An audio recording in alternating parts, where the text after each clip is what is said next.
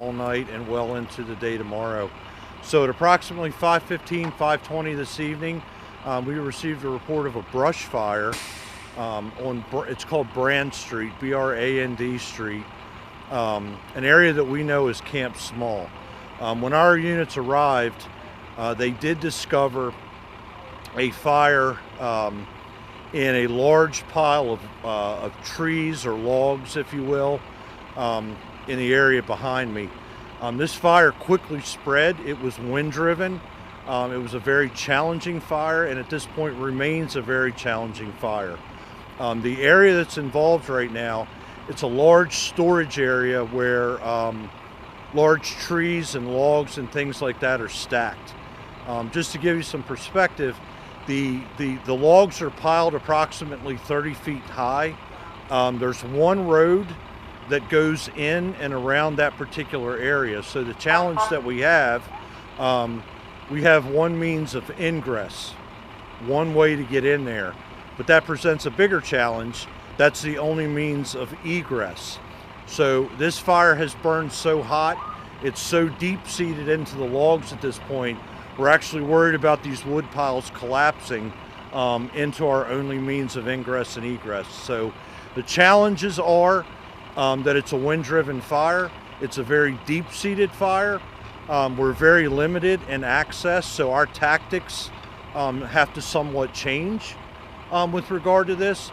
We're trying to apply water from what we call ladder pipes, so elevated master streams. Some of the other challenges that we've come across, we have a lot of flying brands. So there's been a lot of brand cast from this fire, meaning as a lot of the brands get airborne, they're blowing over towards Poly, they're blowing towards the Falls Road corridor. So we've had units running around small brush fires in the area. What we've done to combat that is we've actually formed strike teams of equipment, and we're staging outside of this footprint, we're staging resources in groups that kind of a reactionary force, if you will, to react to these little spot fires that pop up. The next challenge that we're having is with traffic on I-83. So we've asked for the state to assist us. If we haven't already, we're about to close the JFX southbound at Northern Parkway. We're also going to secure northbound traffic on the JFX at the 28th Street off-ramp. So very, very dynamic incident right now. We have a lot of things happening. We're attempting to protect the light rail tracks. The tracks themselves right now have not been compromised. However, we have fire close enough to the tracks. We've shut down the light rail, and we've also de-energized the catenary lines. So we've had a lot of measures that we've really had to take outside of this footprint, given the volume of fire and the amount of brand casts we're looking at this point. We will definitely be here all night and very likely well into the day tomorrow. We have state resources here with us, Maryland Department of Emergency Management. We have the Maryland State Police helping us with traffic. We have private contractors here with heavy equipment resources. And then we have resources here from the Baltimore County Fire Department. So very, very, very large operation. Baltimore City's Unified Command is in charge of the incident. So there's multiple city agencies here that have interest in this. But a lot of work that's going to have to be done during the night and well into day tomorrow. And as you can see, the wind again is kicking up, and that's presenting our most major challenge at this point. So I'll stop there if you have any questions. Chief, I have a question. I know it's still early, but is there any indication as to how this may have started? Because I looked on their hours. It looks like Camp Small was closed. You know, they closed around 4 p.m. and this happened after that. Do you have any idea how it might have ignited? We don't, and given the scenarios that I just gave you with the volume of fire and the collapse potential and a lot of debris, we've not been able to put investigators in there yet. Once it's safe, though, we will, and we will follow up. Chief, WJC over here. There are a lot of apartment buildings, busy roads, neighbors in this area. Are they okay? Does anyone need to evacuate at this point, or are they safe? No, there's been no need to evacuate. We don't anticipate it at this time, right? We never rule that out, and we're very cognizant of the infrastructure that's around us. And again, that's why we're deploying preset resources into preset areas so that if something does happen, we can react immediately to those scenarios. You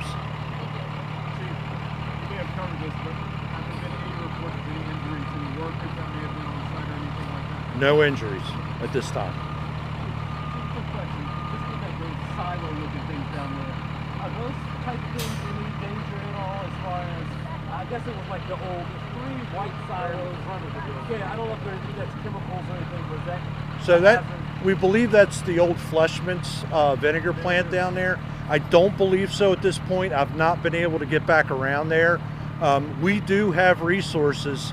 We're trying to extend supply lines, large diameter hose, up the light rail tracks so that we can try to go offensive back in that direction. I don't believe so at this point, but we'll get you confirmation on that. Thank you. Yes, sir. Chief, you said that Amber is are you going to request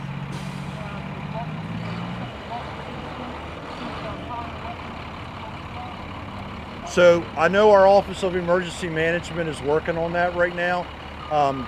Part of the Unified Command mission is to address all the problems that may occur as a result of this incident.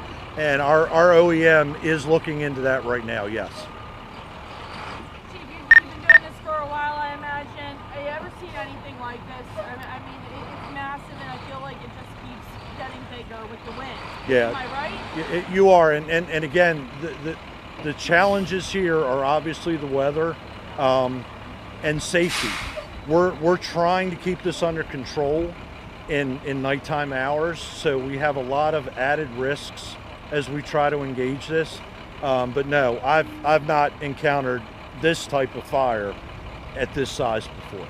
And then last thing I have, earlier the city comptroller at the monument lighting, Bill Emery said that there were 3 fires going on in the city. This is just one of them? Do you know where the other 2 were? So we had one here, we had one in the 600 block of West Lexington Street. It was an apartment building. Okay. That did go to a second alarm. I don't believe we had injuries there, either civilian or fire department personnel. The third one, I'm not aware of where that third one it was. But you know there was a 3rd one? I believe there was. I did hear one dispatch, but I was on this channel. I couldn't listen to that one as well.